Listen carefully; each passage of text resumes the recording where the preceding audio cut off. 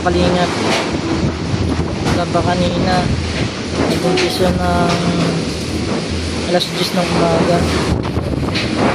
Binabayra tayo ng lakas na bagyo.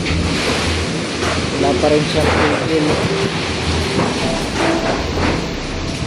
Beso.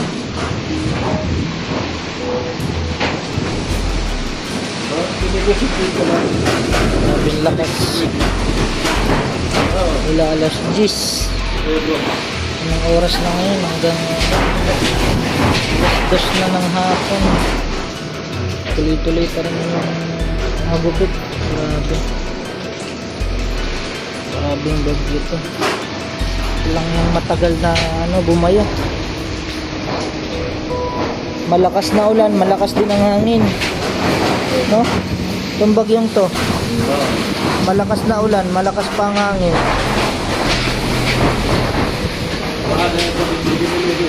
Nagkakalampagan na yung natin. Yung yero.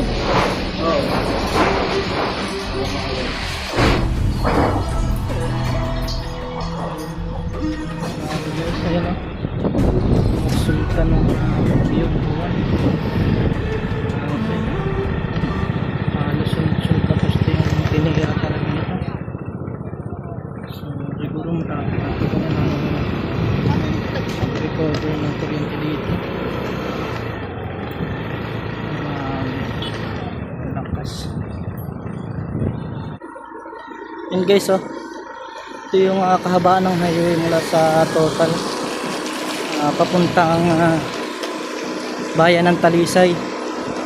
Halos binuwan lahat ng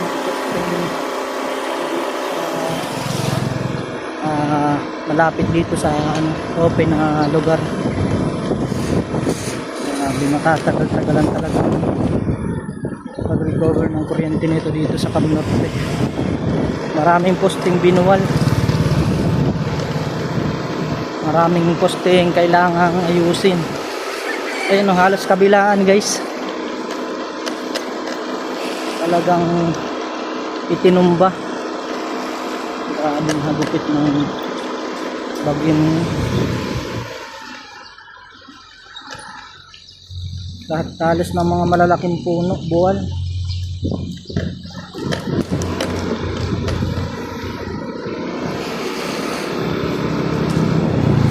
Grabe ang pinsalang dinala ni Uwan, kung bihira ka Uwan. Mapagpalang araw po sa ating lahat mga kalingap. Good morning po sa inyo lahat. Shoutout po sa lahat ng mga solid kalingap supporters, sa lahat ng mga solid kalingap viewers. Magandang umaga po sa inyo lahat. So yan nga po, umagang umaga bumiyahe tayo pa uwi sa bahay after ng bagyo para i-check at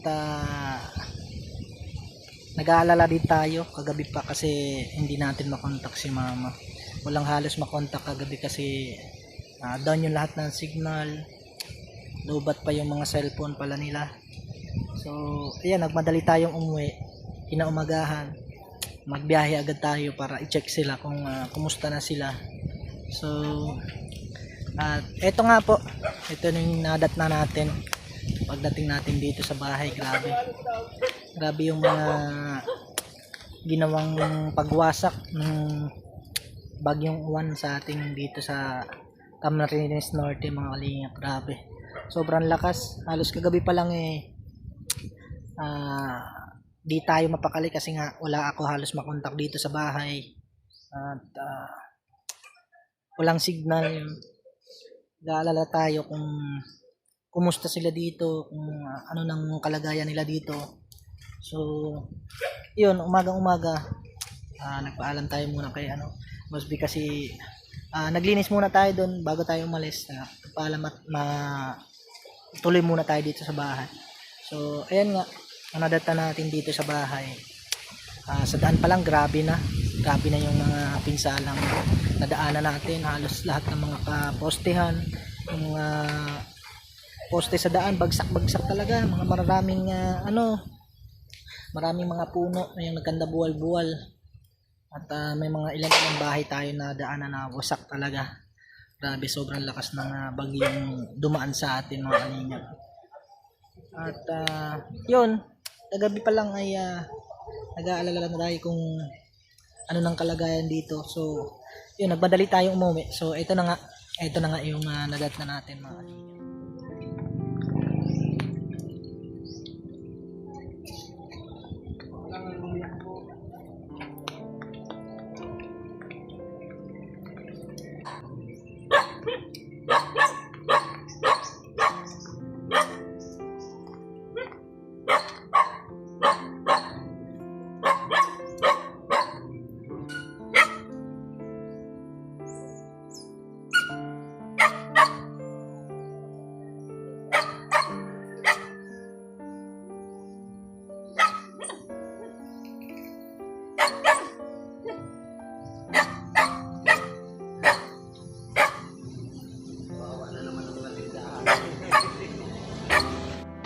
At ito nga po mga kalingap, yung nadat na natin. Grabe. Wasak na wasak. Wasak na wasak ang bahay guys. Talagang dinurog ng bagyo. Grabe. Halos talagang pinadapa niya. Ito agad yung nadat na natin. Yung di pa natin natatapos gawin, winasak na agad ng bagyo, pambihira. Grabe yung bagyo yan, napakalakas. Talagang winasak niya guys yung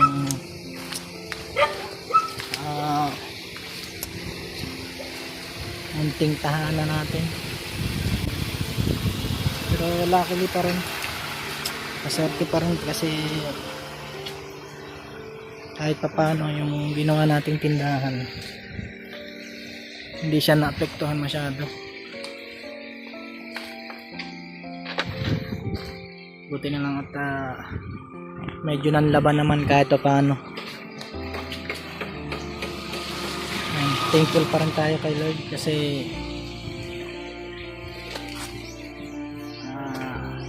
pinatag niya pa rin kahit itong natitira nating maliit na tindahan. Tsaka syempre masakman ng bahay, ang importante yung pamilya natin, walang masamang nangyari guys.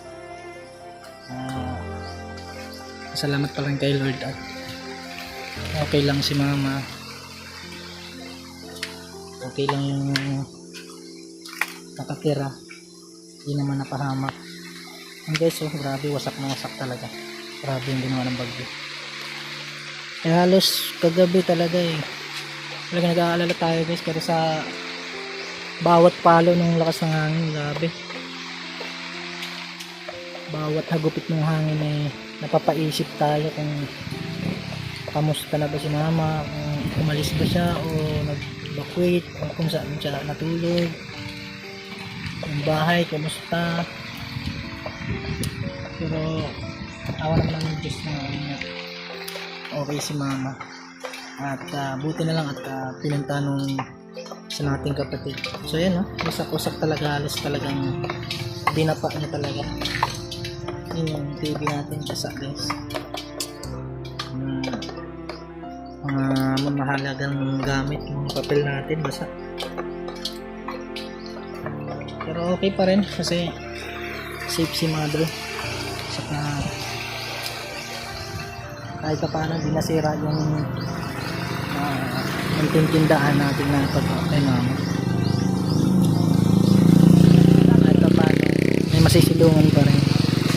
Ito lang talaga yung pinakamismong bahay yung nasira. So wala tayong magagawa talagang ganyan yung sakuna. Walang pinipiling tao, mayaman man o mahirap, talagang dadaanan yan. Yung mga kalamidad na talagang hindi natin kayang kontrolin dahil na rin sa galit ng kalikasan.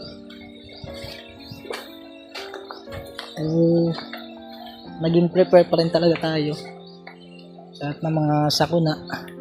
Unahin pa rin yung kapakanan ng ng sarili, ng buhay.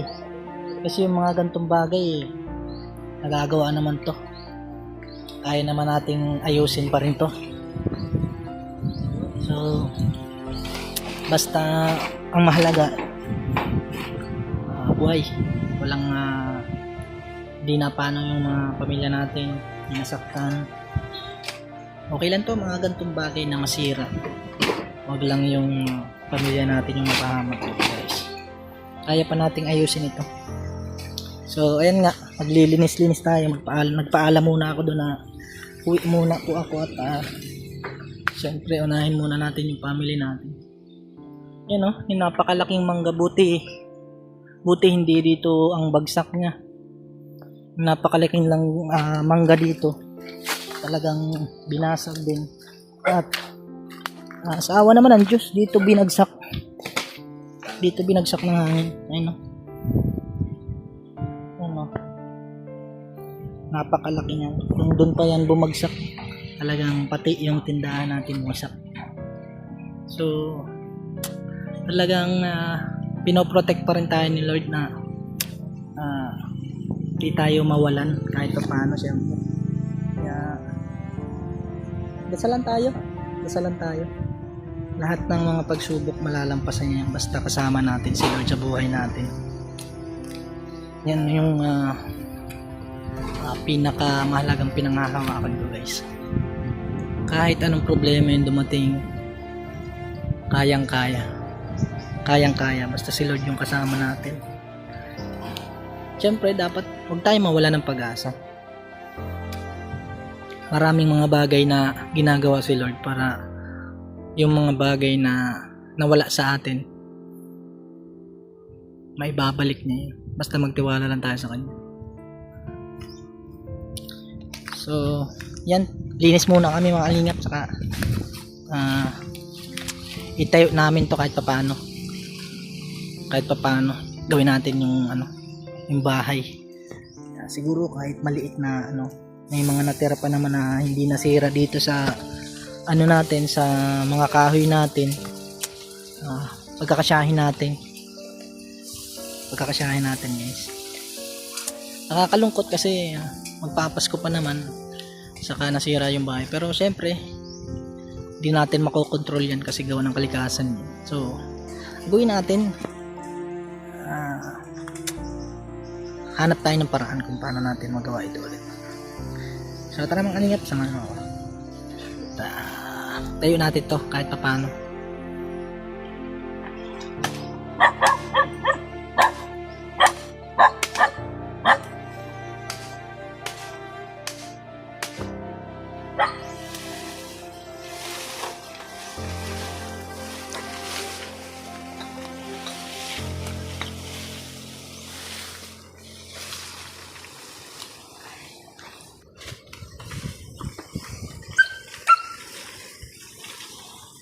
Yan po, may mga nakuha pa tayong pwede pang gamitin na kahoy para maitayo kahit pa paano yung bahay. Bungan na natin. Hindi yan, basta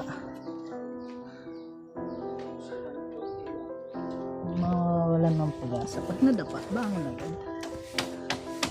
Huwag isip sa problema. Dapat laging may solusyon.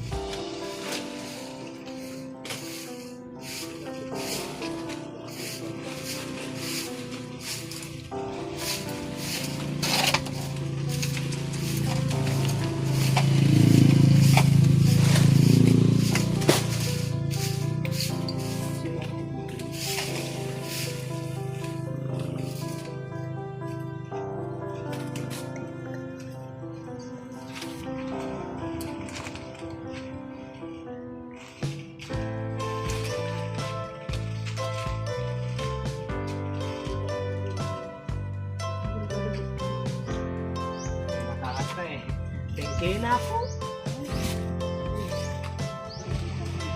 Lusot ang paa niyan.